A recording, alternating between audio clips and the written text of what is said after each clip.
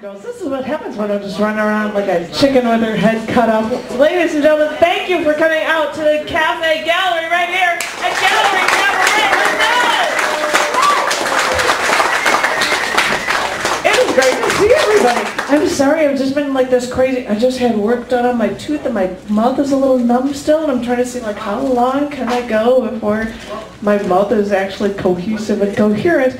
But what I'm first going to say is I'm going to read one thing and I'm going to ask one open micer, Jeffrey, that would be you, to come on up, and then early, instead of all the way at the end, we're going to have this phenomenal feature from Lucia Blinn.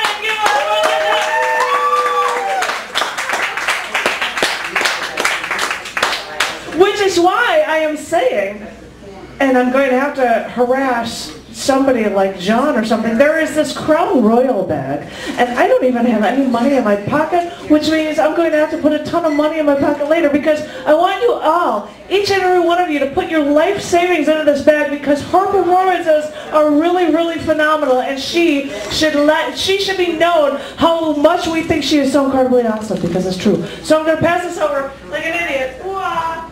And I throw like a girl, but it's a bag that has nothing in it, so it doesn't really throw, so what do you do? But if anybody, whatever you can do, I know. Well, I would, but I don't have my wallet on me. I'm putting your life savings in. Okay, you can do that too. That's fine with me, because I'm all over that, because I just didn't happen to have it on me. And I totally understand that people came here and they wanted to eat like at Arturo's, which is at the corner of Western and Armitage, or if you wanted to have another drink and bother Tressa more, I think that Lucia would understand if she doesn't get up. But if anything you have would be great. You know, your bus token money, or, you know, vote early, vote often, give more money more often, or something. That would be great. And thank you. And as I said, I'm doing one piece, and then I'm going to come one open micer, and then we'll have this phenomenal feature. I don't even get to say anything about it right away. But I happened to write this while I was driving before I went out of town for the weekend, and so this is brand new, and it's called Jumping from Skyline to the Clouds. Joining commuters driving toward the Chicago Loop, I watched majestic skyscrapers frame the skyline as I witnessed over Lake Michigan early morning clouds. Thin at the top, each cloud looked like a snow-capped mountain, framing this flatland city, surrounding the skyscraper skyline with that sun-kissed stratosphere. The clouds almost looked like shadowed drawings, touched by the hand of God.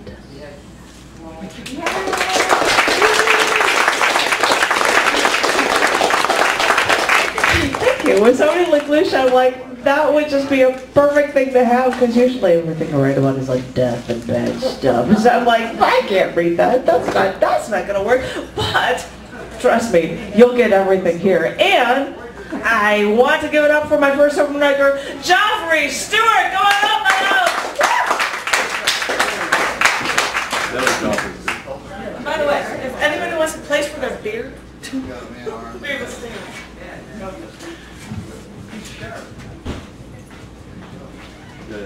I'll read two. This first one is again from the War Crimes Times.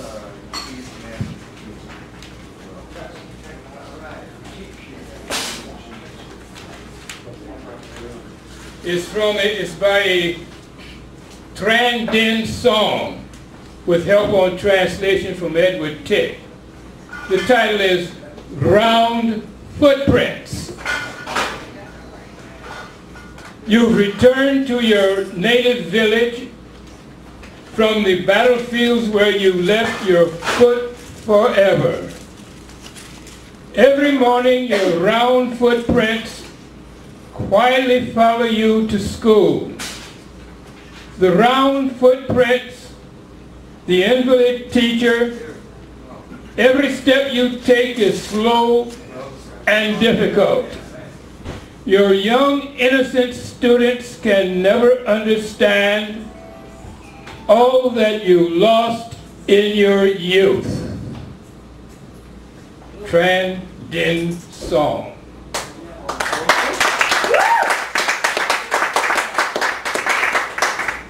I think that's the way Buddhists write poetry.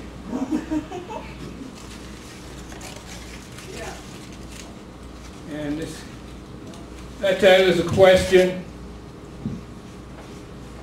What kind of trick is up-to-date news when in the last millennium intelligence spying had warehouses overstuffed with your private discourse? The epigraph is from Sherman Skolnick, who was reported murdered by Mossad 7 years ago last May. Report from anonymous source. New York City firemen, there were bombs in the building. Cyberspaceorbit.com. Crucial info evidence. Explosives toppled WTC. I skipped poetry night at Universal Alley Jazz in order to give back at Bughouse Square Debates a leaflet I pulled out of trash the year before with my anarchist alternatives in the margins arguing voluntarization as alternative to the rear guard fight against privatization, and discovered behind the leaflet Charles Paddock, who protects Jewish chauvinism as a college of complexes by not programming me as speaker. That tells you not only how the pragmatic fight against privatization counterproduces voluntarization being zero tax base, but that it belongs to the local politics that sends representatives of Israel to that Zionist-occupied territory which brokers dishonest peace talks, as during Bubba's administration, that killed Palestinians, to speak of no others, and will continue to do so as long as Palestinians consent not to the peace that robs them. While promoters of the movie Outlander were giving me and others an 850-page book by same name at Soapbox 3, I tried to get Reverend Lutzer, whose free book I got at Book Fair Printers Row, to tell how God killed the Jews. How God killed the Jews. God killed the Jews. Repeatedly.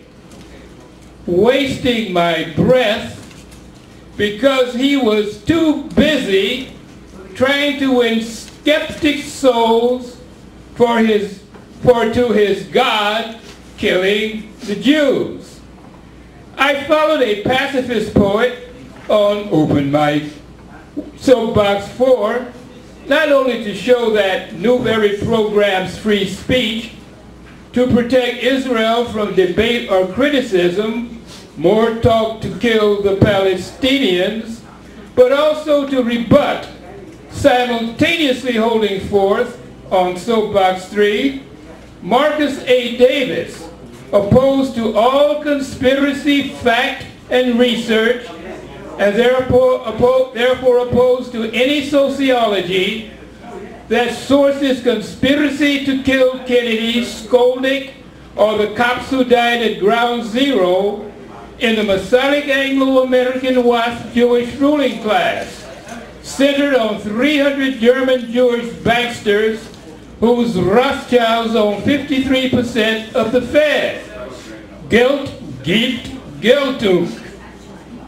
Whilst a phony Francis I keeps 50 billion papal dollars in Rothschild banks in France, anti-mega sports mobs in Rio move on target against the banks. Somebody's getting something right. While at 61 West Walton, the main debate concerns the worth of the cause. With all this and other stuff, including Enrique Perez winning the Dill Pickle Prize by telling how Rahm will win in 2015, what does that tell you about the judges? I wonder if Newberry-sponsored free speech is moving to the right, getting it wrong. And will I have a point to give back next year?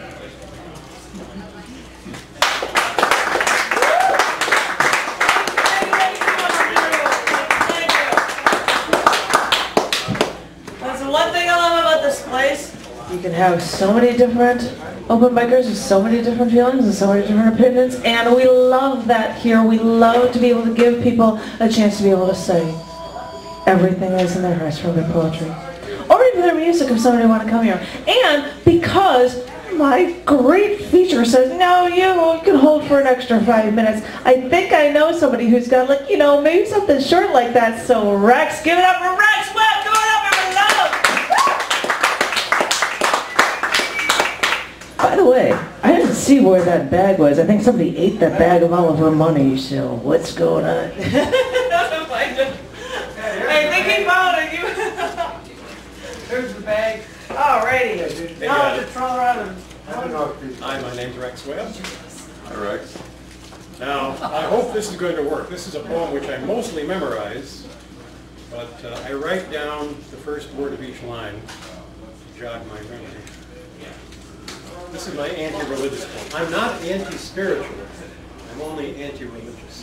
Can you get closer to the mic? Step out. Go closer to the mic so I can hear you better.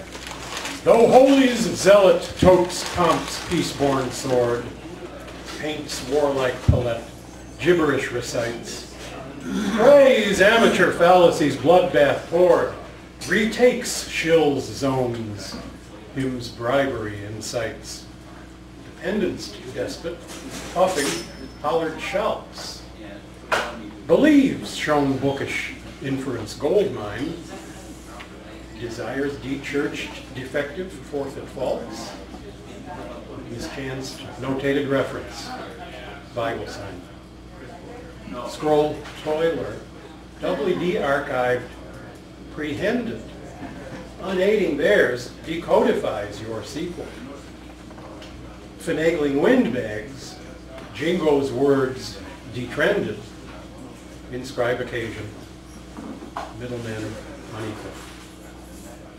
Infernal Lucifer, Wraith, de-reclaimed, a gilded assignee, therein new name.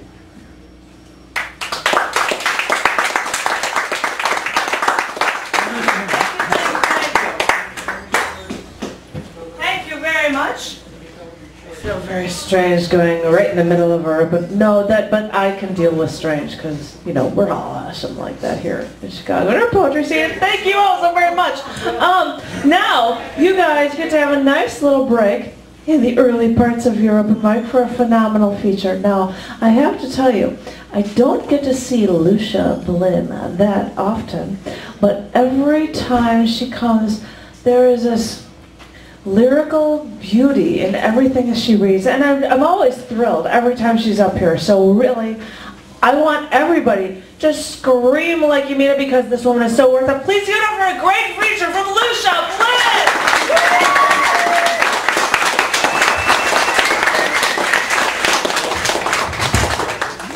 Thank you, Janet. I don't know. I have no idea. That looks okay. I think so. Hi, everybody. Hi. This is halftime.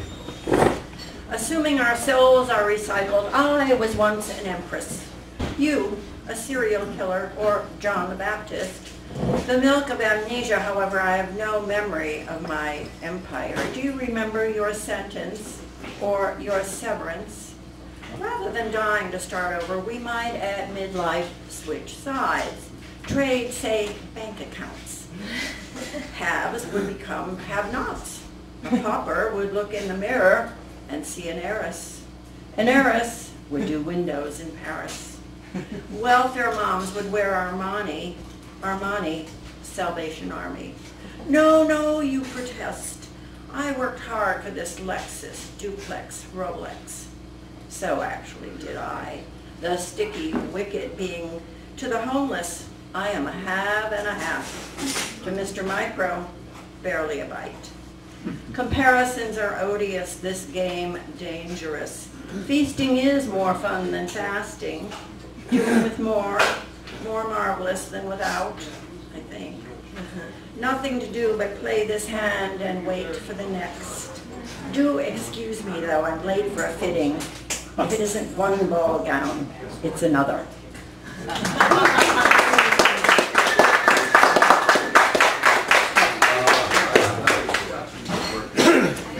Spring break.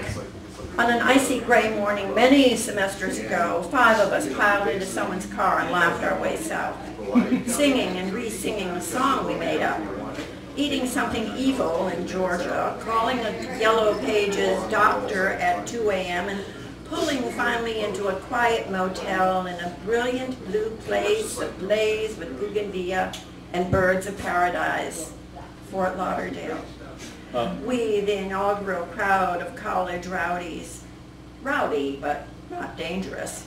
Coke was still just a cola. Heroin was a woman, and weed was what your mother did in her garden. Cigarettes, necking, and booze were as naughty as we got. On the sunny golden sands, far from the cold steel of Detroit, we slicked our pale skin with oil and tried not to look like we were looking for boys. One lanky Sam Keller, a classmate, but now suddenly a candidate, asked me out. I was 17 and green as a seedling. It was dark when Sam came by in his pistachio Buick convertible, the one with the portholes. The air in my hair was soft and scented with citrus.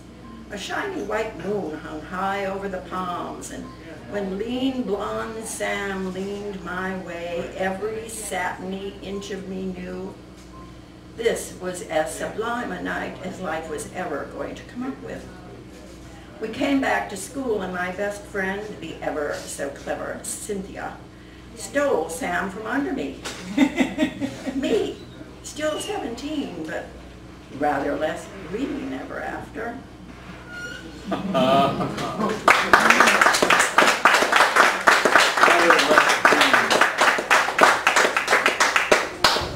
Last Supper. The tableau so deeply etched, a lifetime later the mere words Greenwich Village bring back the anonymous brownstone.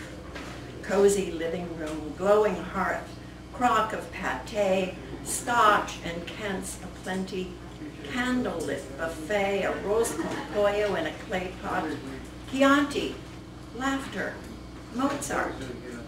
Life might have ended that night, quitting while ahead, but the host said, "You've got to meet our friend John. He'll love you." John, phoned in Riverdale, arrived, and I loved his green MG.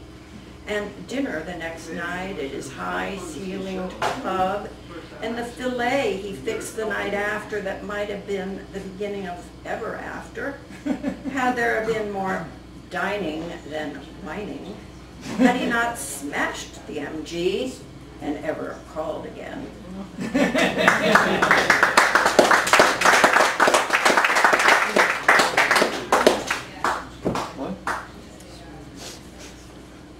BC, BG. Before Google, you had a telephone. It was black, it rang, you answered, or you were out and didn't answer. Then you had call waiting, then a machine that answered, then your car had a phone, and then how did you live without a cell phone? Then you wrote, not spoke, via email. Did you see the cartoon, A Man at a Meeting morning says, "Hi, my name is Frank, and I check my email 100 times a day." Soon you respond into a website, a BlackBerry, an iPhone, YouTube, MySpace, Facebook, instant messaging and texting. Now you're blogging and twittering your every riveting thought and deed. Up next, a chip in your lip. Now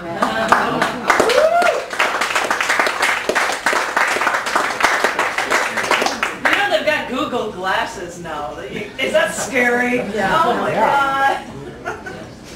K and Company. The ad in the Times read, "Writer to put black words on white paper." My snappy reply landed me a job at the scary, fast-track advertising agency that founder Norman B. Norman ran like a tyrant. I reported to Kay Daly, the tiny blonde whiz of the 3-inch heels and pink Chanel suits. My first try at fashion copy elicited a disheartening response. They're just the wrong words, Kay stammered, waving a cigarette for emphasis. All right, for my next attempt, I pretended I was Kay, mimicked her designer voice and sophisticated style, and I was in. And soon scribbling away on Maidenform's famed I Dreamed series and on campaigns for Hertz, Clairol, and Revlon. Fridays after lunch were fraught. You never knew who Norman had found expendable that week and who would be cut effective instantly. I had witnessed NBN mercilessly dressing down an account man and vowed to walk out were he ever to attack me. Never did. There I was with 2 windows on Madison Avenue. My career as thrilling as it was terrifying. It might have remained so had Marty not rung one day to say he had just taken a new job. We'd be moving someplace called Chicago.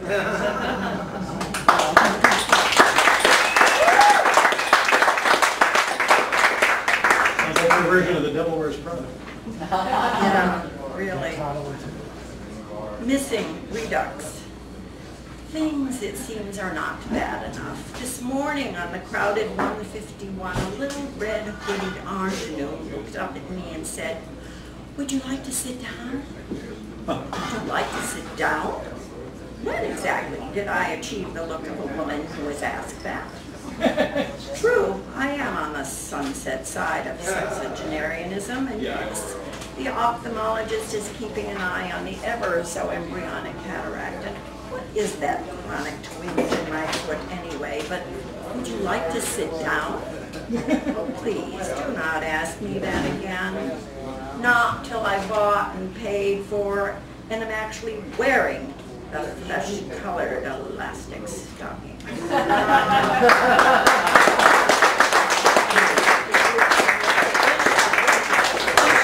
Just speak close to the mic. People have a hard time hearing. Oh, sorry. Is this better? Much better. Okay. I'll start over. Oh, just kidding. Should we clap? Drowning in Tosh. 100 million for this condo. Do I hear 200, 1,000, a million, sold to Mr. Trump Turner Gates? Hey, want to buy a Bentley on eBay? How many Birkin bags does it take to see we need less, not more glitz at the Ritz? Spare me your Teresa Hines and diamonds as big as your fist. Remember when we didn't have billionaires by the jillion? What comes after a zillion? Hold the iPod and 10,000 tunes in my pocket.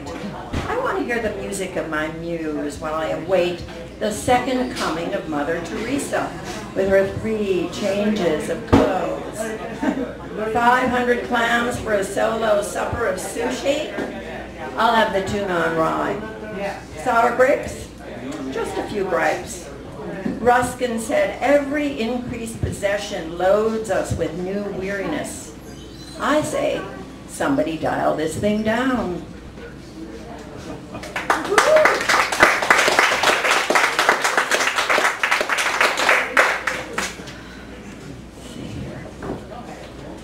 Left behind but not bereft. You've no idea what a technophobe I am, said my friend Pat, even as she in the next breath announced herself the new owner of an iPad 2. So it's official. Everyone's buying the next thing, and I am not. Mired in a sleepy other time, I limp along with my not very smart phone, aging MacBook, and vintage Kindle. I am not the one in a restaurant to look up the name of that actor in that movie we can't remember the title of. My phone will not take your picture or check the latest read this instant email. I cannot make a date with you unless I'm home with my elderly fraying Filofax. You have, the lot of you, left me behind as you zoom into still another realm of thrilling, life-changing must-have stuff. How disturbing is this to what passes for my peace of mind? How quickly can I finish this poem and take a nap?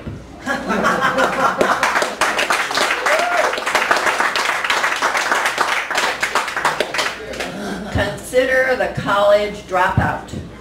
John D. Rockefeller, Howard Hughes, Ralph Lauren, Ted Turner, David Geffen, Larry Ellison, Bill Gates, Steve Jobs, Mark Zuckerberg. Schooling may be hazardous to your wealth.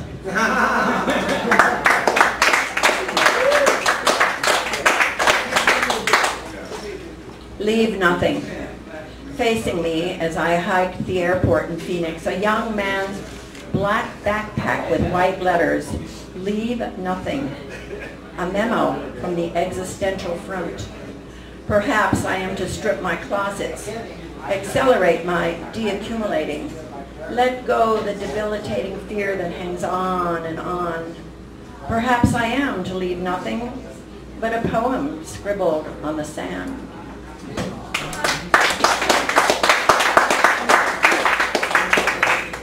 Leaving. If Nora Ephron can leave us at 71, she's spilling with energy, ideas, and talent, humor, and charm. A passionate cook with 10 different jams in her fridge. It isn't unthinkable that I, endowed with less, i.e. one lone jar of marmalade, could be rudely called away sooner than later. All those indelible dames, Jackie, Diana, Audrey, Grace, my own Irma, and life is a party Nina, none reaching 80. True, there is still Carlin at 98 and Ursula running the poetry group and volunteering at 100, their brains intact. But the march is unforgiving, unwilling or able to slow its pace.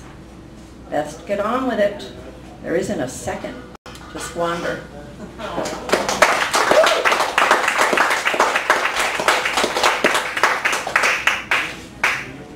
Went missing. Google informed me that the term went missing is British. Wikipedia and I find it insufferable. True, I want to learn that whoever was missing is now found. What I wish is that went missing, and took with it, washed it down.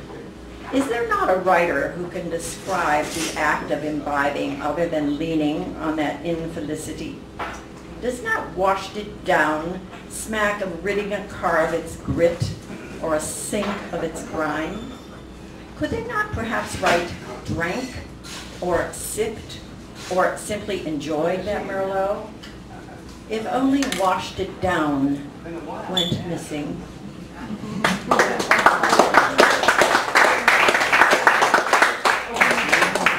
Call me Quixote. I bought an iPad on Tuesday. I returned the iPad on Wednesday. Call me a crabby Luddite, tilting at the windmill of too much. When is enough enough? Enough military and murder? Enough massacre and flags at half-mast? When is the coming of kindness?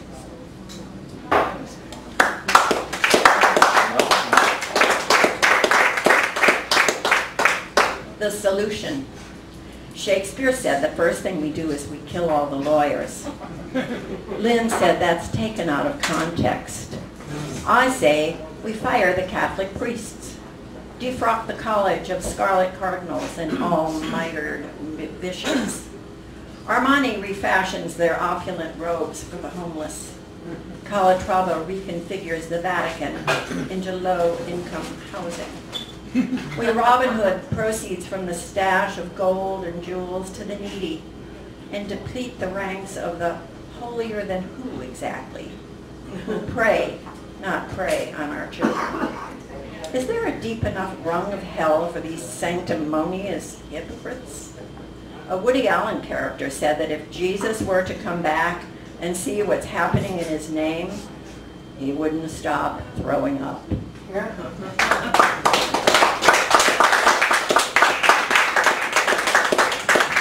There's a memo to Marty, my dead husband. It's been 20 years now, and if you're thinking of returning, you will need some new eyes. An iPhone to make calls, to check email and look stuff up. An iPod to listen to Motown, Mozart, and Moby Dickens. An iPad to access Google, the phone book, dictionary, library, cosmic know-it-all. Start with Zuckerberg, Koch brothers, and Herman Cain. Check out bailout, drones and drought. Move on to global warming, global warring, and legitimate rape. Look up Midnight in Paris, Book of Mormon, Myth of Mormon, 50 Shades of Trash and Voter Suppression. You'll need to know that hybrid is not just for rose growers. Stream, now a verb, is how you see a movie. Kindle, now a noun, is how you read a book. Occupy is, well, complicated. Tweet, now no longer just for the birds, is how some choose to vent, and vent still means to blow hot air. Apples and blackberries are not what you eat, they eat you. The Cubs are still doomed if they do, which they don't. Your luggage now has wheels, although travel is now a travail of drama and trauma in airports where you will shed your shoes and be searched, and I won't be greeting you at the gate. A home office now means a home office. On the street, try not to stare at open-air breasts, long, flowy dresses that look like nightgowns, and bra straps. The young among us are busy bicycling and recycling, while most of our crowd are immersed in managing the issues, the increasingly insidious issues of inexorable human frailty. They're picking up speed, and there is never a cop when you need one. And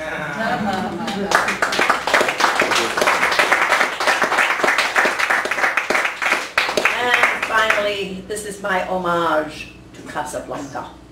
Take two. Ilsa, having boarded the plane with Victor, realizes that she cannot live without Rick. She pulls out her pistol and demands that the pilot turn back. Captain Renault finds another friend. I live happily ever after. In this version, however, the film is a flop because its ineffable voodoo, the essence of its longevity, apart from those deathless lines, lies in leaving us, you, me, Rick, with a broken heart. Thank you.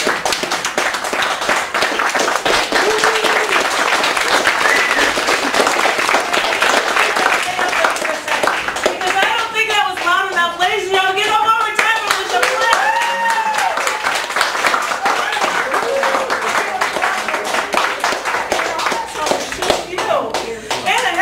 You did say something about a green MG, and well, we happen to have a red MG, but I don't think you're all intoxicated with us. That was awesome. Michael pulling up your stuff from your reading, so it was very, very cool. And I don't even know. Oh, you have your Facebook references. And I'm just thinking about all the things that you see. But anyway, I know that people are showing up later, so I guess I'm going to have to troll around and be like da-da-da-da. Because it was a very phenomenal early performance from our feature this evening, Lucia Blinn, and she is so deserving of it. Now, I was actually working on something for all features. Lucia Blinn would be one of them. I am trying to include one piece from every accepted feature. They'd pick a piece, send it off to me, and I would be able to include it in a collection book. So it would be the first of its kind for this establishment, for this poetry open mic, to have a collection book of a bunch of poems from people who have been featured here. So send it my way, and all future features, keep that in mind as well. That would be called the chosen few, because only a select few of you would get this awesome collection book. But I am going to go right straight into the open mic while I go trolling for the newbies for getting something for our feature. So please, ladies and gentlemen, give it up for Mr. Patrick Hurley. Patrick, get it up here. Woo! Oh my God.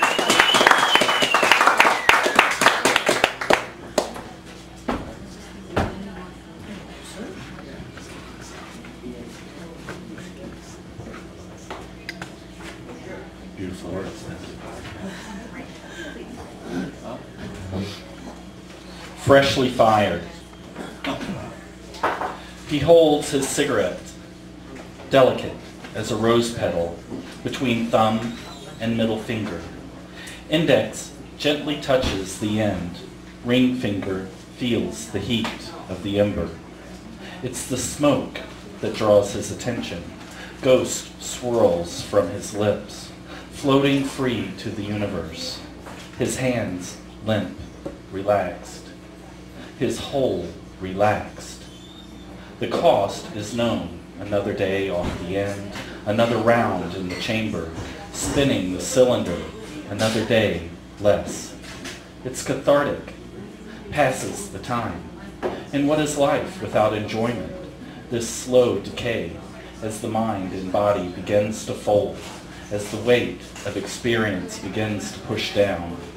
He begins to melt into the floor, spread out within the universe, like Billy Pilgrim, become unstuck from time. Moments certainly felt like it. Moments certainly felt like it. And there was a certain aroma, the scent of a freshly fired round in the chamber.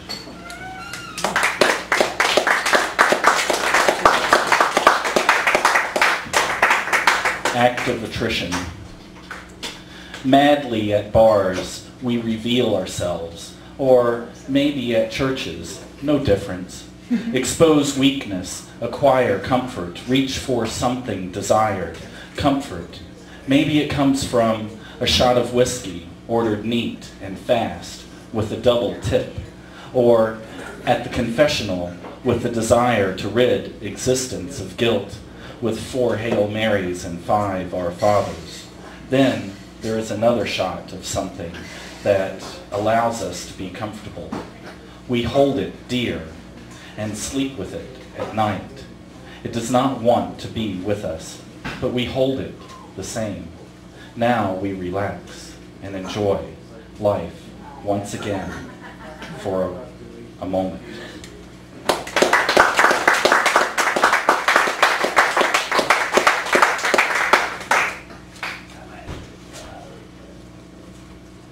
Whisper winds. Whisper winds have changed the fields, hear your name. You call out the children to play, and they play.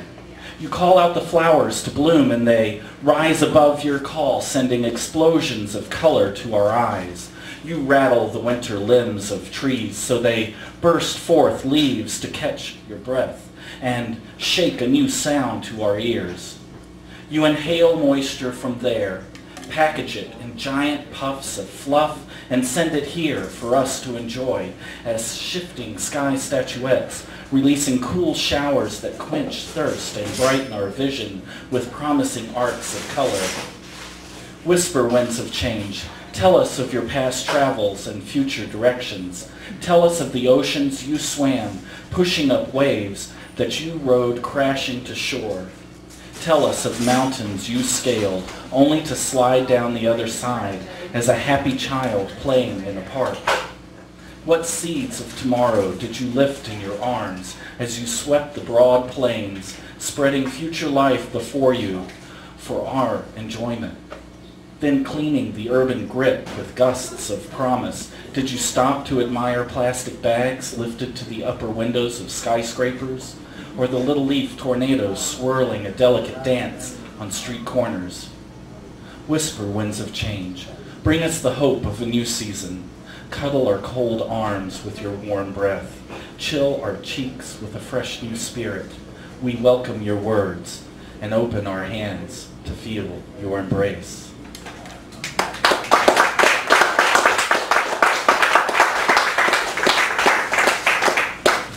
Lake, your icy fingers crash in my spirit, pulling me in deeper than I know how to go.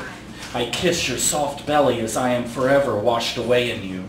I leave my impression in your soft sand and you hold it there, playfully tickling the edges, then erasing all in one fell swoop, one mad rush in.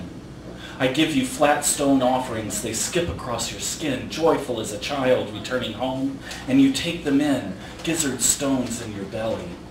Lake, you hold my dreams in your long curls, rolling the shared visions within you. You are broader than I can see and deeper than I want to go. Still, you pull me to your depths, holding me there until I am cold in you. You explode before me, exposing your jagged edges, thrusting your icy fingers through me, turning me around in you, spewing me on your shores, then laying me down beneath your soft waters, smoothing my soul. Lake, beat me with your waters, whip me with your tides, supple and slow, chasing the moon's pull, wanting to be an ocean, reflecting every image before you, hot pink soft fire, early morning sunrise, or shimmering diamonds on black velvet abyss of 2 a.m. darkness.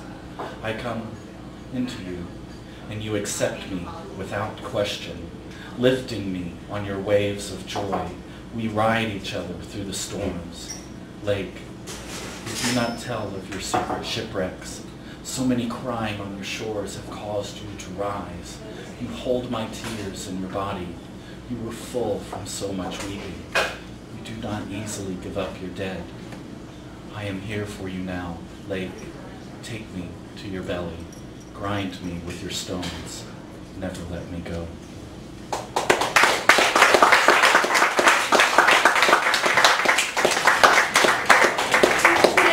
Thank you very much, Patrick Hurley. And I'm doing right here. Hi, and now we're in the open mic Mach 2 segment for the evening. And people are asking, because I think somebody was asking if there's either openings for the open mic, which there are, if we can get through it quickly, or if there are feature things available. And we do happen to have one in the beginning of September, if anybody's interested who has not been a feature in 2013. But I'm going to stop talking about that and introduce my lovely, wonderful, sexy sidekick. So please give it up for the Bobster himself, Mr. Bob Rashkow. Come on, Bob! Oh, that's applause of people who are like, I wish.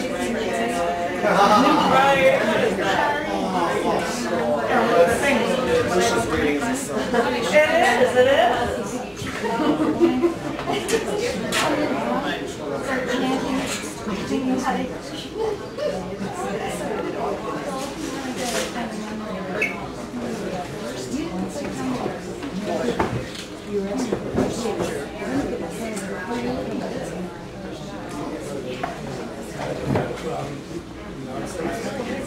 This is called Break of Dawn, room 28. The light descends. He sits on a marble monument. He takes up an august Rodin pose. He is watching me closely.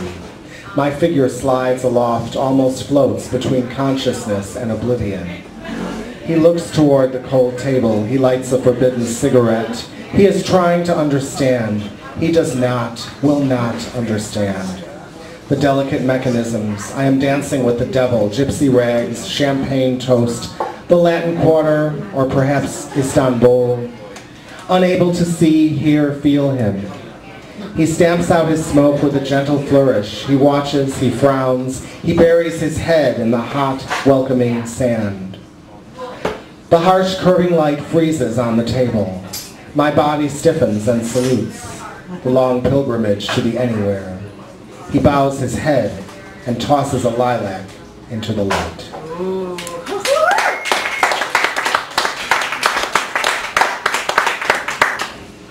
This is called Elusive Butter Boy.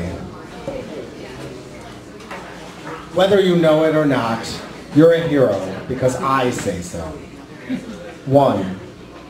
Out in the limitless mist near the corner of Maybe Lane, I listen for your footsteps. I wait for you to saunter into view, knowing I'm along your route. Your profile etched sketchily by shadowy half moon. More than enough to fill my night. 2. Anticipating seeing you perform, I sang all my favorite tunes in the shower. I showered for you. Did I tell you? I used scented soap. That's something I almost never do.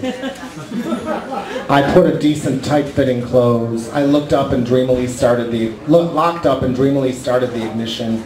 I know half the fun is going backstage after it's done, to revel with you, to be near you, to pretend that I'm the most important person in your life today. Will I survive standing face to face and asking you a bare question? What force is it that drives me to engage your divided attention? 3. Take a deep breath. The time is here. You smile, you're glad to see me, and you let me buy you one more beer. Now is the time for this good guy to come to the aid of my quivering, trembling ectoplasm. Help is on the way, but not now, not here. You are surrounded, swallowed up by a multitude of powder kegs, exploding ecstatically in crisp, quick quips. I stare at you now from a greater distance. For a few split seconds, my brain rattling. I salute your dominant presence, even if you don't notice, or do you? Back out into the outer limits, slowly, dazedly, to soldier on home down Maybe Lane. Thank you.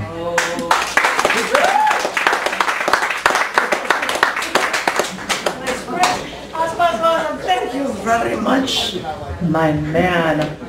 My big man on campus. Thank you very much, Monster. The next person I'm going to call up, I'm so thrilled. I love newbies when they come up. So I want you to be able to scream like idiots because I'm sure this guy's really worth it. Joe, get on up here, my darling. Give it up for Joe!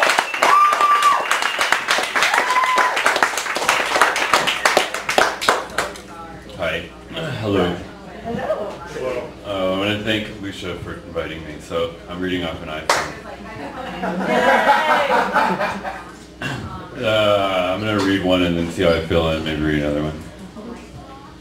This one's called Our Names. Of the great tumbleweeds collecting dirt that are our words and names, whistling down cobblestone streets with cafes caked with iMacs, I speculate what pretty peonies have been picked up and dried out into weeds like Mark or Mississippi, or strong words of mastership, punk, perm, pig, play. People with plenty of money, the haves, or perfect past have-nots. I wonder what pastoral blood has been plucked out and poisoned harvesting such dull weeds as in, and, then, or Joe. Worrying about the meaning of experience will be rushing into snowflakes far plenier than the meaning will be needed, and of course, more context will be supplied. Oh, it's so bad.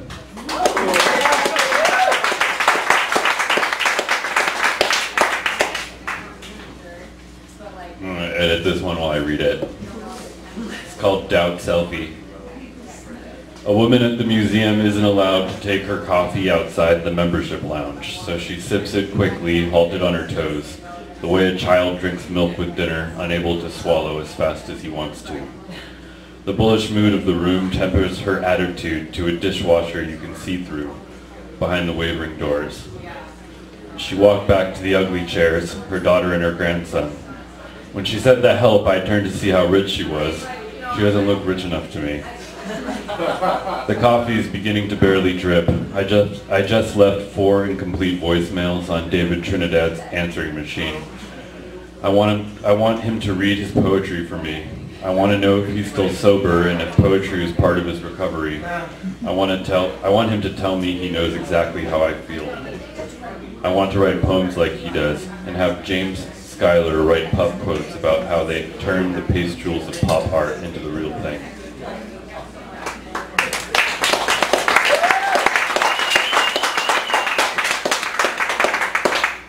I'll read another one.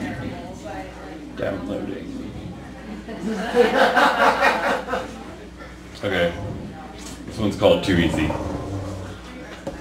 New Yorker cartoon that Sam sent has two ducks swimming together like an analyst and an Alisam. One duck asks the other duck to ask himself why he invites all this duck hunting into his life. Sam, who I sometimes fucked on speed and drunk, and once even took to Steamworks high on Viagra for the first time and taught him how to turn down guys who weren't hot enough to let suck him off. When Sam moved to New York, I felt relieved and he had girlfriends again, girls I was friends with, but he learned how to use Craigslist for gay sex, no kissing. He called me once to spill his heart-shaped guts about a guy he fucked in Long Island who had Oscars on his shelves. Don't tell anyone I'm doing this. Sometimes my heartache feels so lame like cartoons. Oh, he knows I like secrets so much about ducks in pain in the New Yorker.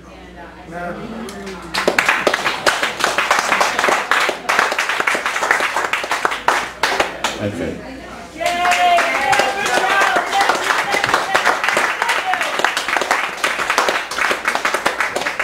That's the beauty of this. You can just come up and do it if you want. They got newbies and that was just awesome. And please feel free to come again. Normally, we run every other week because in August, which is in 2 weeks, we happen to have a Sid Unis as a feature. And toward the end of the month, we have Bob Lawrence for a feature. But then in September, we actually have all 4 weeks, and I've even just filled the extra weeks a day, and one of them, I believe is on September 18th, is going to be our next open mic. So please, give it up for Mr. Eston himself. Give it up, give it up.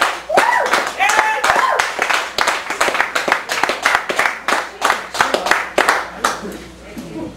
And if you didn't hear it, you know, all features actually get a spot in the collection book if you want to send me something. And that's why I had to get your email and get all the scoop on that. So.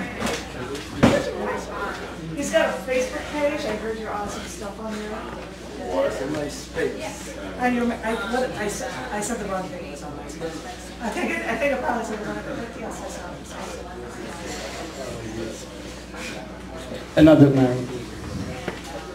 Another night, which has begun. You are so far out of my reach. Another keys, which have been lost. Your side of the bed, just at this spot. Another night spent alone. Another dream, not fulfilled. Another touch of the beginning of the night.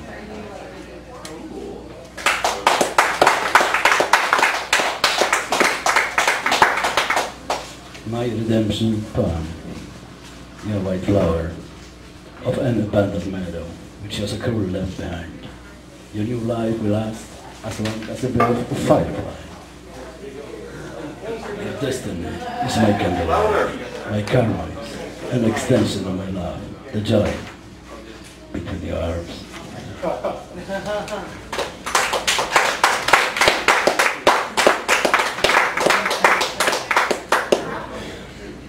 An orchid at the gallery yard. In this poem we have something in common. There is the place. This is no garden, nor an empty yard. There is an orchid, an artistry with concrete guard. She is the queen of my heart. Don Quixote, Dulcinea, beauty's eyes. Hey, unreachable you, sublimating my thoughts, transforming windmills on battlefields to enemies of human nature eyes. There is the sun on your smile, the wind with its long fingers searching, messing with your hair, hot scent, the empty beach of the remote sea, the depth of the darkness of the sky, your eyes, the poor waterfall of the water from my life. There is my soul, the vacuum my brain, and you my dreams, bottomless landscape of mysteries.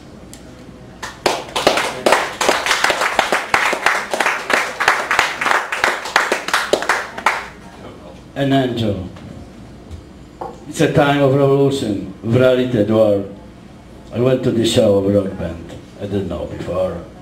I met you, an angel with wide open wings, pulling me to the destiny which I'm not afraid of to be with.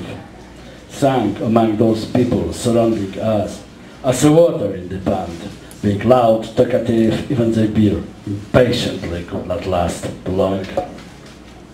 Finding you, an angel, dressed up with one in white gown, timidly covering your body, putting into the marvel of the high altitude zone. meteor, earthquake, unpolluted revolution, only the dreams. The white feather erased from me all my previous sins. Blue, peaceful eyes, the river escaping out, searching for the shelter, not to be touched by an aggressive sun. Can the river escape from the sun, go to the hiding, to live behind the flowers and weeds? What about the fauna? River's children so much need. The river needs the sun, the flowers, the trees and the grass. Please think, my little angel, at least for a moment, about love, about us.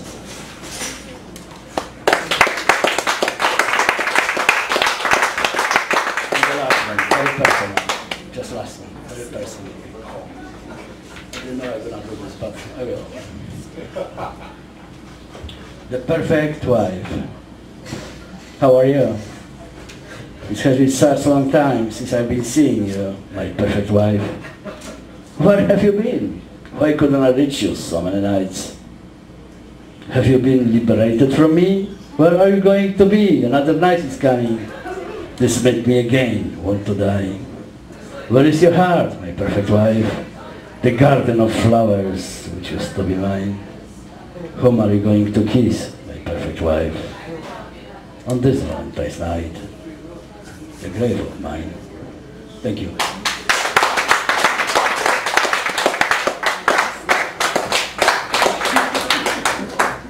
I would say from your MySpace page, I remember hearing that you had awesome music stuff too, so I have no idea if you'd think of doing that for a feature. I have no idea, but you know, I'm just throwing that little nugget into your head in case that's what you think of doing in September. But the next open micer, please. Ladies and gentlemen, give it up for the man himself. Give it up for Jerry Pendergast!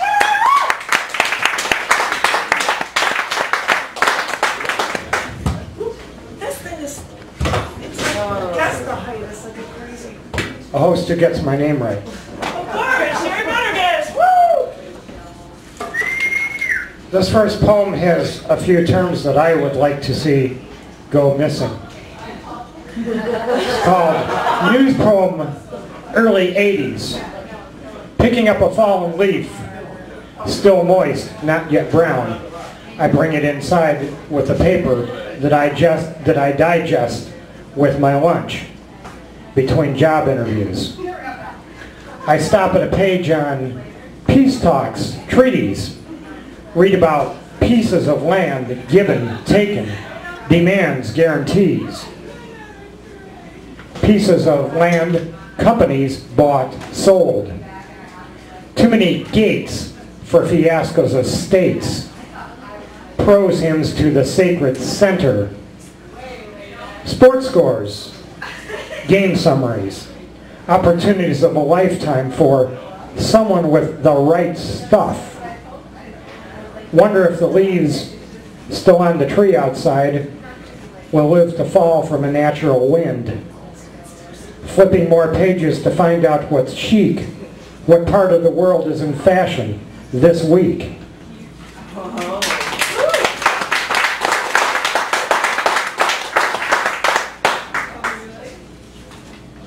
Can quite get all this on one page. This is called Angles and Accents. With an acute, with an obtuse, with a right angle, eye size, up your accent.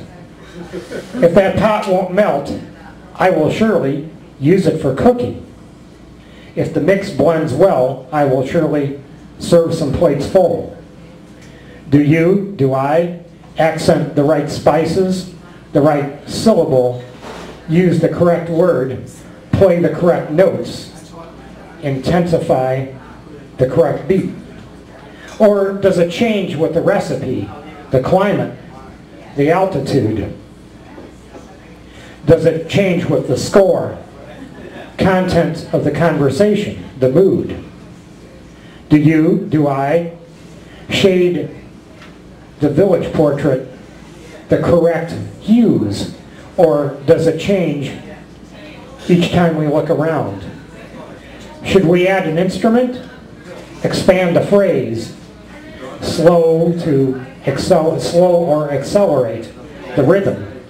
Does it change with the mood, the atmosphere, the atmospheric pressure?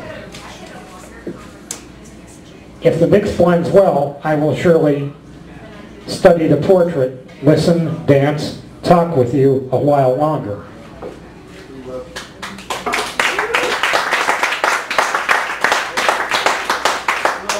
A dream fragmented by too early alarm. A wrong number? Shouting outside? An image, a few random words, revisit, fade. Fighting urge to doze on a bus, a train, walking, playing back more scenes, trying to mold them together. Sidewalk blocked for construction on the other side, a block from work. Did I detour before I awoke? Blurred image of the next scene, anticipating some words to come back, wondering what was next.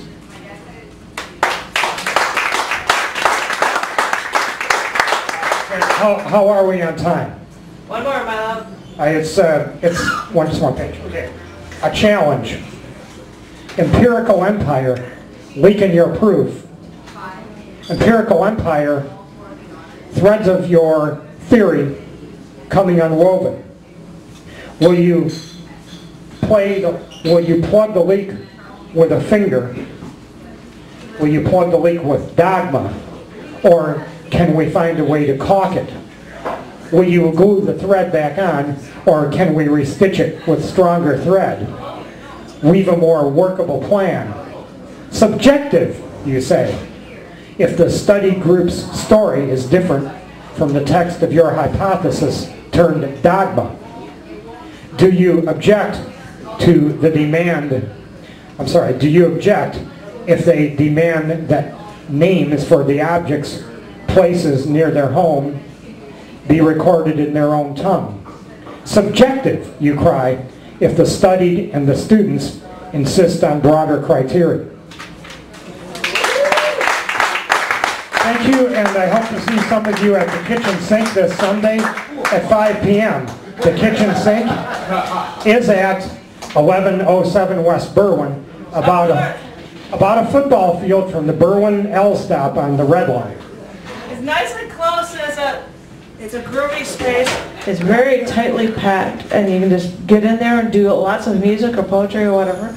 I went there. It was groovy cool. So go on by there on Sunday. Now I have to actually call up somebody. You know, as I said, I happen to have 2 more features in September, and I don't even remember really talking about others. Saying, "Oh, I've got 2 more ones taken by Eric Esden, and I've got the other one taken already because this next one is our open micer this evening, and she will be double plus awesome in a feature on September 4th, 9/4. So please give it up for Deborah Rosen. Yeah!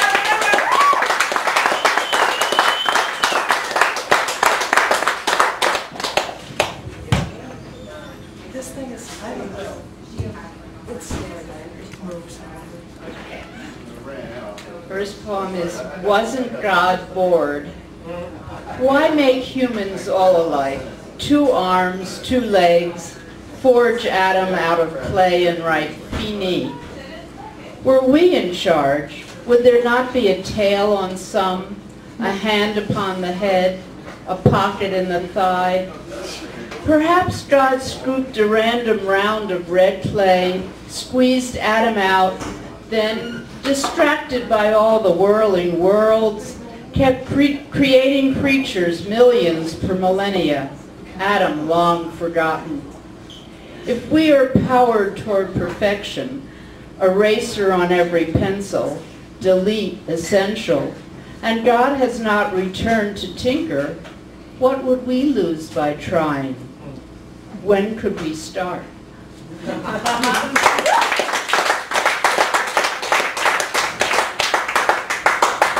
This is called Seeking Smoothness. I want to laminate the world so the key always turns, clocks never slow, a broken branch above me stays tethered to the tree. Failure takes up too much space in my brain, in my day, each muscle taut to snapping, but the cup still slips from my hand, the name from my mind. I drive street after street as the house eludes me. If I could smooth the world with lotion, bullets slide past targets, germs blow away, freeing whole swaths of time and landscape, mistake become an archaic word, perfection will become boredom, and we will hurl a stone, strike a match, seek the curse to live in interesting times.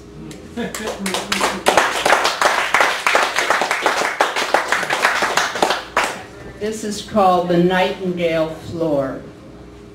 As Emperor of Japan, what would you crave? A gold statue, 40,000 armed soldiers, the highest mountain in the land? This emperor had riches, had power, had a simple wish, bade his workmen tear up all the floors, reset them unevenly until everyone squeaked. Now no one could sneak up on him as he slept, as he dined, without his hearing the singing of his nightingale floors.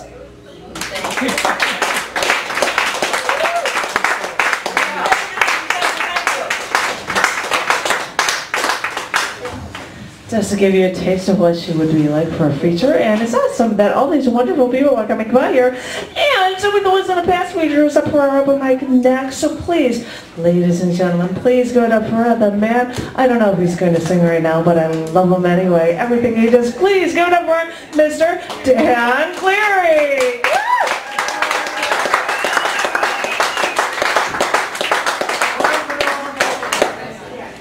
Okay, thank you. I've got a couple of poems and one song that I'm going to sing especially for the future issue. So this is a poem, it's called During the Hot Spell, and it's after Ovid. She was wearing very few clothes, as I recall that afternoon. Is that not how the story goes? I had lain back in full repose. It was the latter part of June. She was wearing very few clothes and crept in softly on her toes, being well shaded by the sun. Is that not how the story goes? I reached for her and pulled her close. Her flimsy gown was soon undone. She was wearing very few clothes. I kissed her lips, her cheeks, her nose, her breasts, then ventured further down. Is that not how the story goes?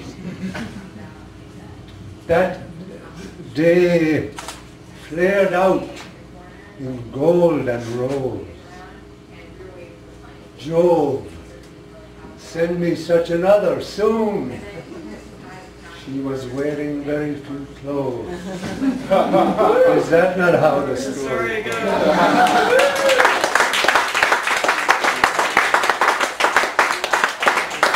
All right, this is an old man's poem. It's called Variations on a Theme.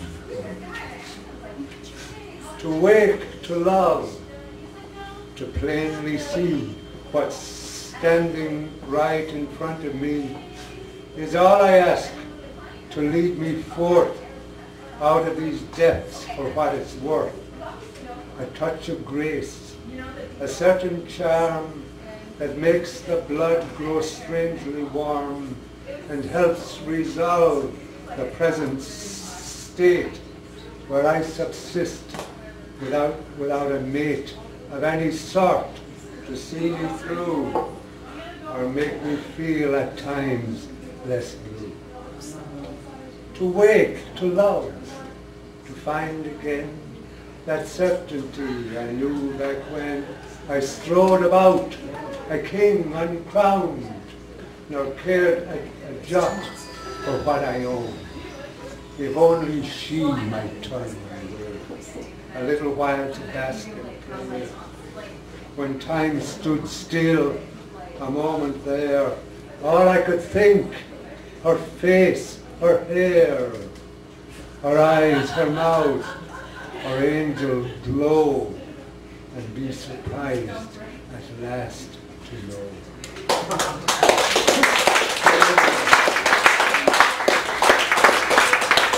To wait to love at this late date might be pushing the bounds of fate, especially now when I'm bereft of that which I steered my craft or purported my love to show. There's not a lot of that right now, which may seal up my tomb at last and hold me there forever fast, a wilted bud between my thighs and pennies placed upon my eyes. To wake, to love, to rise from death, praising the Lord with every breath, finding myself in love again, in ways the luckiest of men, finding someone who loves me too, so that we make a great to-do whenever we communicate or go out on what's called a date, meeting in bars and restaurants, finding out what each other wants. To wake to love, the final word, before I start to grow absurd, pursuing that elusive thing the birds and bees know every spring, that thing which makes the whole thing fit when we become aware of it, seeing its sign like circled light about the world, both day and night. We start to climb the heavenly stair and do not stop till we get there. Is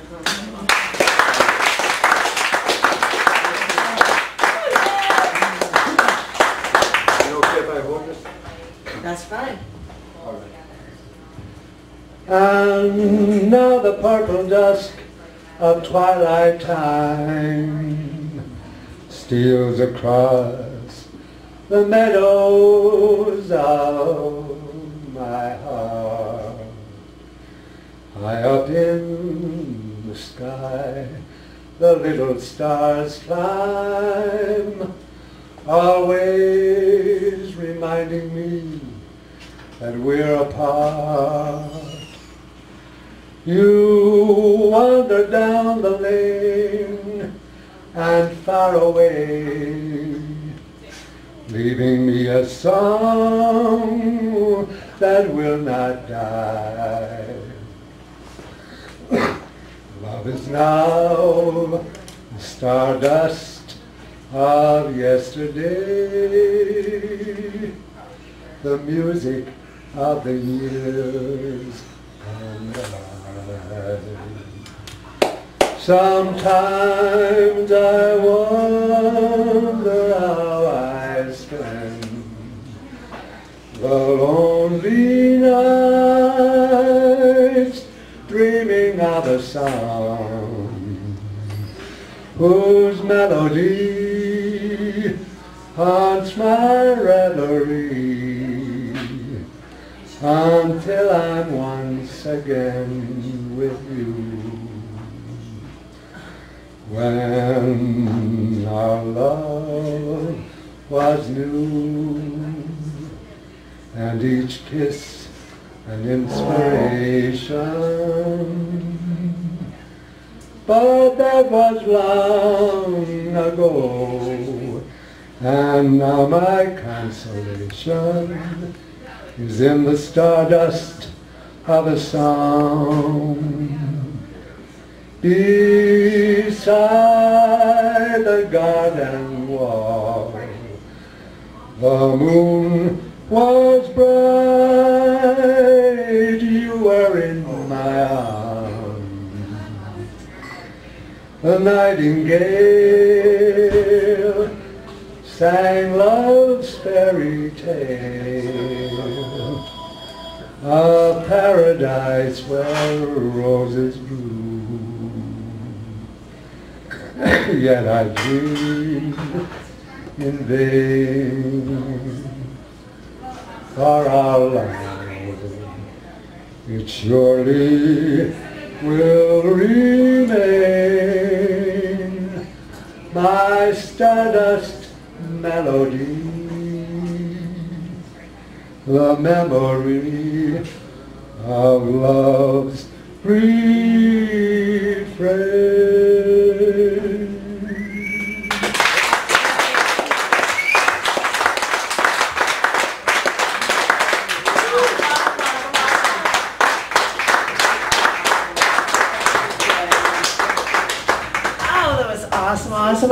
Awesome. Thank you very much. And you know, I just need to actually say something to all the open micers. If you're not aware, we happen to have cameras that are going on this because we video record the features. Because they get to have their own podcast, they get up on a YouTube thing, because I know how you are so obsessed with getting on the internet and stuff. But it's there if anybody wants it. Well, I noticed that a lot of people are like, oh, I wasn't able to make it to the show, but yay, I can see it online, which is always a good thing because, you know, there are a lot of people that can't make it. Oh, I couldn't make it out on a Wednesday night or whatever. And we have also in the past been recording open mics as well. We are recording this evening, so everybody is here for the open mic. Also would get to be on for a YouTube clip as well. So I'm just giving that heads up to everybody. And I should let you know that the next guy that's the open micer reminded me to share this stuff with you. I happen to also run poetry literary magazines, CC&D magazine through Scars Publications, and if I happen to hear something that's really double plus awesome, I'm like, hey, send that on my way, because starting in 2014, all except to people that will appear, not only do you get to be online in the writing section and get to be in a web issue, but it would be in a 6x9 ISSN as well as an ISBN book that would be available for sale at places like Amazon as well as through printer. So if you happen to know somebody like in the UK and they're like, hey, I've got this poem published in this, they'd actually be able to order it. So, you know, I've got this, it's all like this whole new change for everything, which is double plus awesome for me, for the magazine. It really excites me. It sounds really stupid. But if you want to be able to share stuff with someone around the world, you actually can with the 2014 issues of CC&D. And speaking of CC&D and people who have been publishing it, please give it up for my, I'm just like winded, I'm just talking so much. Please give it up for Nuts and Open Mic, give it up for Mr. Aaron Kelly, give it up for Aaron!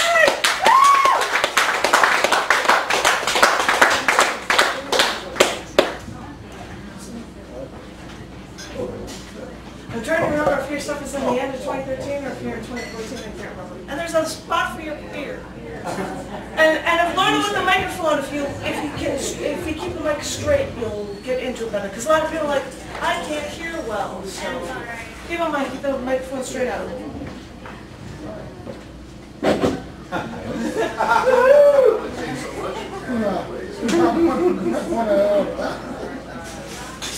And this one is called Maureen.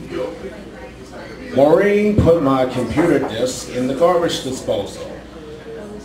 Took my clothes and threw them out the window. They fit better on branches of trees. Told her sons men are pigs, then found another one to ride. All because I couldn't drive a stick shift.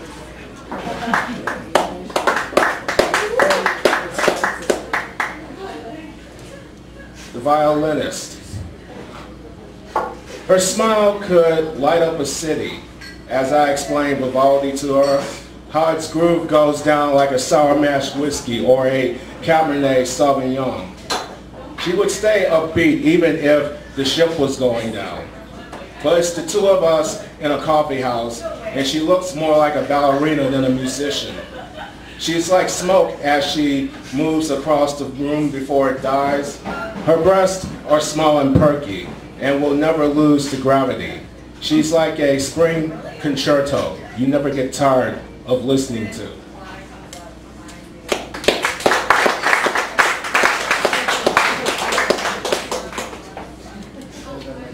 Lady Saxophone. Lady Saxophone tells her tale in blue notes that slice through the apathy of the chemical town.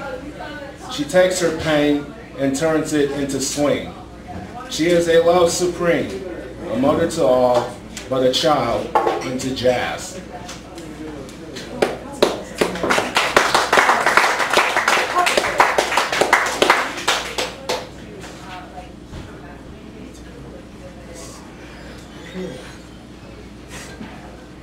Park Slope, Brooklyn.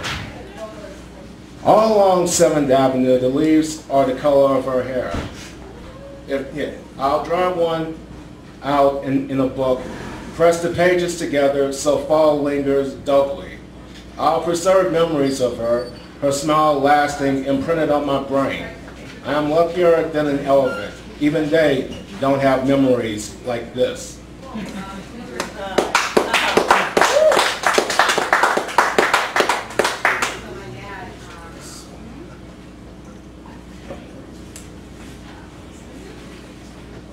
And this one is called Regret. If our bloom did not come through the frost, it was only because the winter in your heart failed to let the rose grow. Thank you.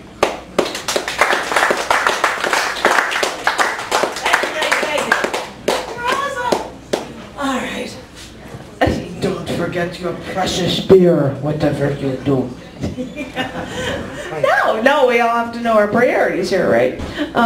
Ladies and gentlemen, I seldom get to hear this woman. And I should also say, because I happen to have 2 extra weeks in September, I may have additional weeks in October or November because this is every other week for the Poetry Open Mic. But I get to be hearing from people say, hey, the other ones are open. Do you want the other weeks? And I happen to get weeks and they would get filled. And that's how I just got this entire month filled. I might, underlined might, have weeks filled afterward, like in October or November or something. So for people who I don't have an email address for, like my next open micer like Pepper, or something. If you're interested in knowing about it, you can always go to the website www.chaoticarts.org/thecafe and ask to be added to the list, or say, hey, I want to know if you happen to have a feature or something because I would like to have it because you could have it or something. So that is my little PSA number 2 for the evening. So please, ladies and gentlemen, I hope she's over there. I can't even see really well, but please, ladies and gentlemen, give it up for Pepper! Woo! Sorry, I know you're too close. It's closing my ears. We applaud too loudly. I'm sorry. But like, and then I wake up. But I wake up and I'm like,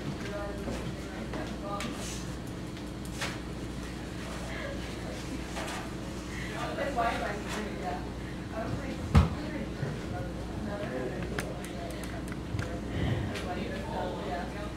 like, well, I'm going to try to do the best I can with this. I didn't make a translation.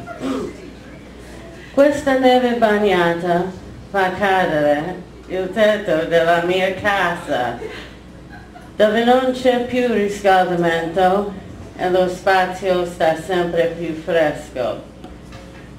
Non posso neanche fermarmi il vento che vuole entrare dentro delle crepine del legno di ogni muro e non mi fa accendere un sorriso, anche se solo adesso posso guardare il cielo sul mio letto, nel sacco a pelo, ringraziando a Dio che sto caldo, perdendomi nelle stelle.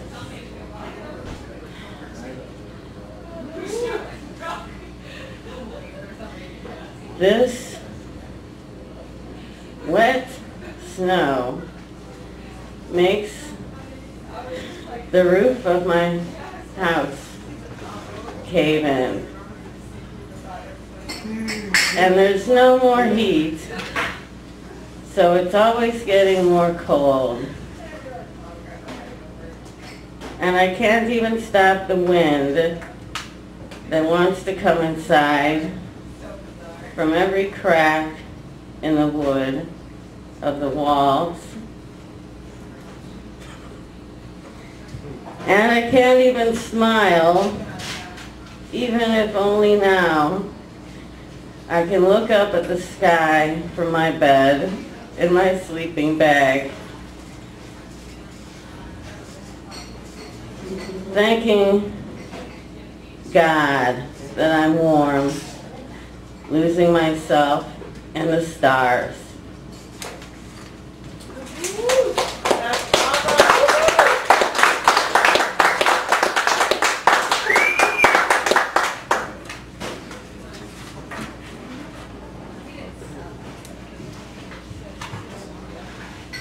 Vivendo tra oggi e un lungo tempo fa, mi fa perdere il presente.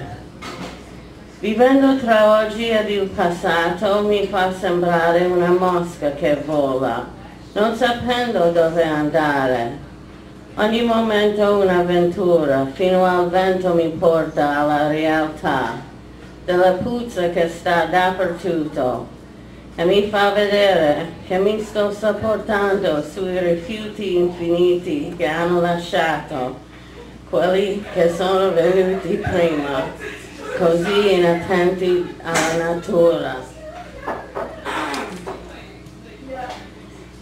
Living between today and a long time ago makes me lose the present. Living between today and the past makes me feel like a fly, not knowing where to go. Every moment an adventure, until the wind brings me to reality of the stench everywhere that makes me see I am surviving on the infinite waste left by those who came before, so inattentive to nature.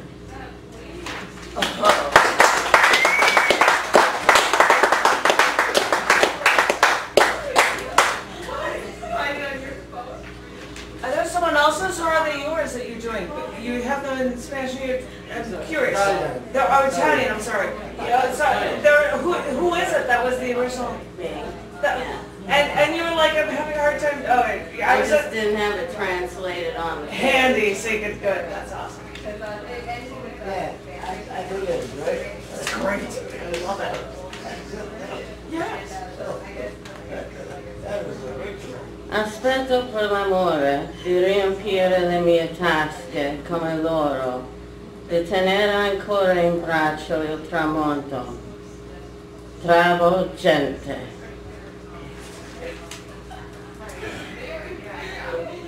I wait for love to fill my pockets, like gold, to hold once again the sunset.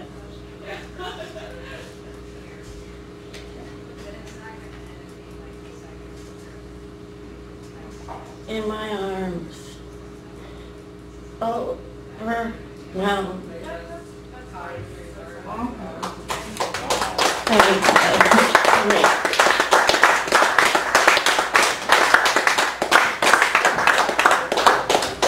I didn't hear that from the beginning, and now I have to say, because I was talking before about how I do stuff with a magazine, and Pepper, she's talking to Erica, but I have to hope that Pepper will hear me. That second poem that she did, the second one, was very, very good. And if you would send it to me, I don't know if she's hearing me, Pepper, that second one, I would be definitely considering that for the March-April issue 2014. And that would be awesome. And the translation as well, because that was triple plus awesome.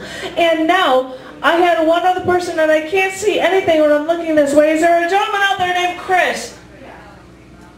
Chris. Is he wanting to read? I can't see. Chris. Is there a Chris? That's what I was calling for. Get your arms up on the stage. Is he there? That's a Tressa walking around back there. Is there no Chris? I cannot see, and Eric's going to find out. Otherwise, Dave Getchuk, it's going to be you, my darling. And da-da-da.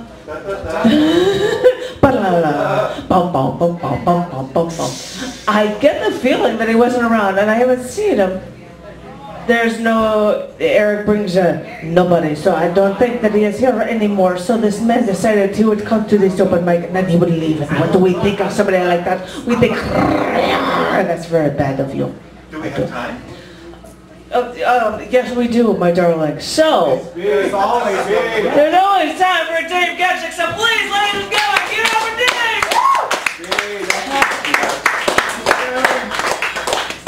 Chris, are you there, Chris? Chris. I want to pretend I'm Chris. Hi, I'm Chris. How's everybody? Awesome! Pretty good. Hey, shut up, Chris! It's a hell of a night. Don't want to read that. What did I want to read? I want to read this. Okay, I went to I was on a cruise, houseboat on the Mississippi one time, and a friend of mine had died and his widow was there, and she brought more stuff than I ever thought was possible. And we stopped at my buddy's favorite fishing hole, and she pulled out this big box full of his ashes, and she asked us all to reach in and sprinkle his ashes across the water. And it was icky because you're like reaching into your friend's remains, and I wrote this poem called Burial. I hold your remains between my fingers, poised above the water. I try not to feel you. You become grit between my fingers. I let you go, but you remain. I can still feel your grittiness. I thought I could simply brush you off, but you remain.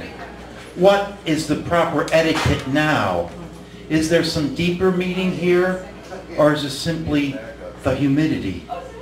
The ghosts on the banks of the Mississippi are haunted now. The widow kills her own spiders, sleep with the blanket up top her nose, listening to noises in the night. I scrubbed my hands last night, wondering about what's beneath my fingertips.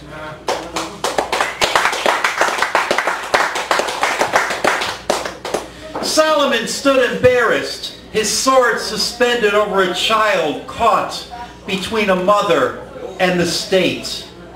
Montrose Avenue Police Station with an average of 120 kids each night, with facilities and beds for 80. The remainder of the children sleep on the floor. 8 children found abandoned on a South Side rat trap apartment. Reports say they have not eaten for 3 days. But someone has a plan. There is no wisdom here. Solomon walked away, in frustration, flinging his sword of justice to the side of the road. You see, someone has a plan. I have lived my life from Watergate to Whitewater. I started with the man from Camelot and lived through the man from Hope. And in between has been a series of plans which has not given me much of either. See, to me, politics is Watergate. War, not the technobabble of the Persian Gulf or Afghanistan, but the futility and abandonment of Vietnam. You see, I remember that.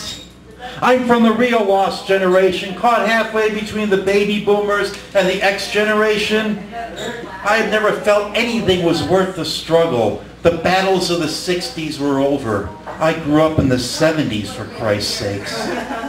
The sword of Solomon sits on the side of the road, and we cannot wield weapons of such worth. The heroes of my generation are Michael Jordan, Michael Jackson, and Donny Osmond. We're the generation that didn't do anything. What of wisdom? Where are the real heroes? What of wisdom? Solomon sits silently chuckling in the corner, at the end of the bar in some nowhere somewhere spot in this country, getting sufficiently shit-faced to ruminate on my remaining American experience. Thanks. Give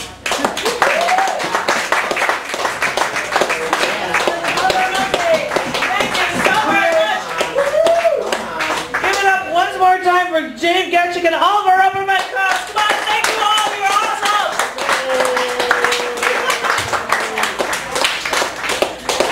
I'm actually going to end on a poem, which I don't normally do, but I'm going to do this because I was out drinking and my husband came and met me on a Monday evening, and I said, I happen to write 2 poems while I was sitting here waiting for you, and they're both very, very depressing.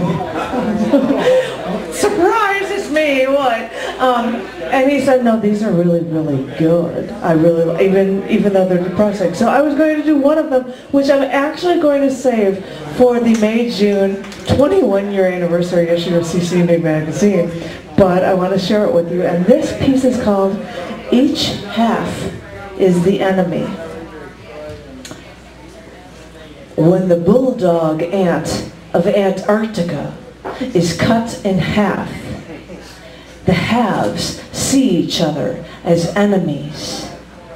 The head attempts to devour the tail, and the tail, in an effort to defend itself, battles for up to 30 minutes to sting the head. And this battle happens everywhere in the world, because it's always that the 2 halves of the whole will religiously remain at odds. When born at the cusp of Gemini, you have a twin, and your other half is a Cancer.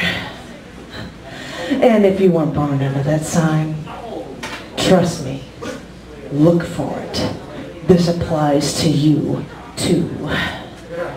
Because sometimes you want to tear it apart, that other half. You despise everything about it, everything that is somehow a part of you.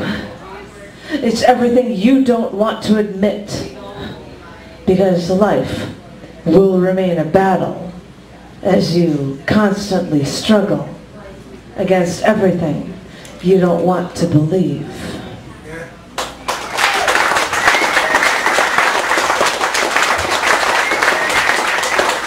Thank you. Very depressing, solemn way to end the thing. But ladies and gentlemen, in 2 weeks, oh my gosh, in 2 weeks, I think it's like the 14th or something of August, I've got it on that sheet there. Nobody has to look that up for me. But in 2 weeks, if you want to know for information about it, go to catholicarts.org/thecafe. But I believe it is it is the 13th, because it's 2 weeks from now. It's the 13th, 14th? Oh yeah, because but Sid Yiddish in 2 weeks is a feature, and he actually just sent me an email and he said, "Is that alright for coming with the show and we do our performance in t-shirts and underwear?" And I'm like, I'm all over it. Come on by. It's going to be a video. That's awesome. And in 2 weeks after that, we've got Bob Lawrence. And we've got a whole filled month throughout September. And I hear people yelling stuff. I wish you would do something unexpected. I wish you would do something unexpected. I mean, part of me is like, I'm going to put like white underwear on over my shorts or something. Just to be like, to commiserate that I don't want to take away his spotlight. But ladies and gentlemen, if you want to know anything or if you want to join the cafe mailing list, you can always come and bug me for email addresses or anything, or go online. And thank you so much